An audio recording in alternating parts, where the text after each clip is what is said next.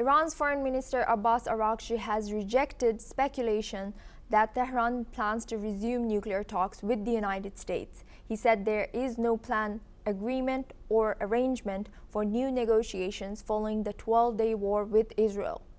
Araghchi also announced that a new law suspending cooperation with the United Nations nuclear watchdog is now binding, passed by Iran's parliament and approved by its guardian council. The bill formally alters Tehran's relationship with the IAEA. On the damage to Iran's nuclear sites, Araghchi confirmed the impact was serious and that a full assessment is underway. He said Tehran will seek compensation as part of its diplomatic strategy. This comes as President Trump claims U.S. strikes obliterated key facilities, a description Iran continues to contest. توافقی الان برای شروع مجدد مذاکره صورت نگرفت. من به صراحت عرض می‌کنم نه قراری گذاشته شده، نه قولی گذاشته شده، نه اصلا صحبتی ما کردیم برای شروع مجدد مذاکره. ولی اینکه بین خودمون داریم بررسی می‌کنیم که مصلحت مردم ایران چه هست، اون یه بحث دیگری است. تا الان هیچ قراری، هیچ موضوعیتی برای مذاکره گذاشته یعنی. Now we have guests joining us for this discussion. Shruti Dasgupta, she's international affairs expert, joining us live from New Delhi. Thank you for joining us today, Shruti. Good to see you.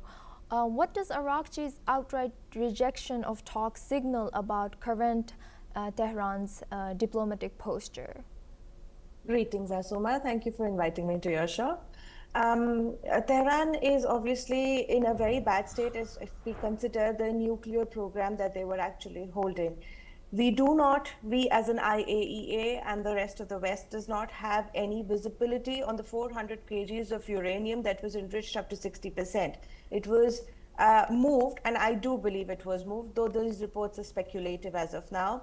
It was moved while the 12-day war was occurring. So we do not know where such a large cache of enriched uranium is.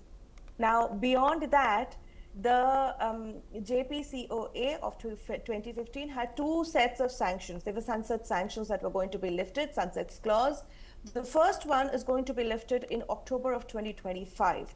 And the West wants Tehran and Iran back on the talking table and signing new deals regarding its uranium and its nuclear plans.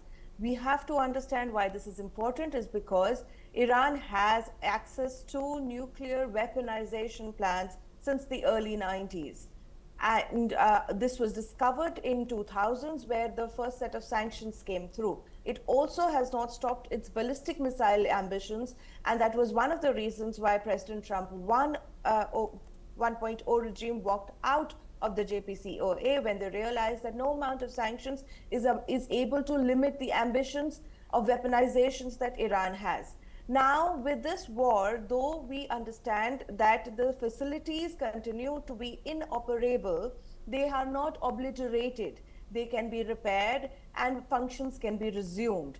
Now, the first sunset clause was like a parole that, okay, if Iran was behaving as a civilized nation and was obeying the West in its sanctions, it would have been able to use more uranium and do more with its facilities. But as of now, we've seen that it was doing a lot under the cover, and we need IAEA inside there. But IAEA is now not permitted to enter. So we have no clue how damaged those facilities are, where the enriched uranium is, and what Iran plans to do with it. There may be more hidden facilities around that could be used to take the steps further and weaponize that uranium and make Iran a much more dangerous nation for the world.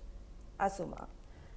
Thank you, Shruti. You will stay with us, and now we stay on this news. Top U.S. officials brief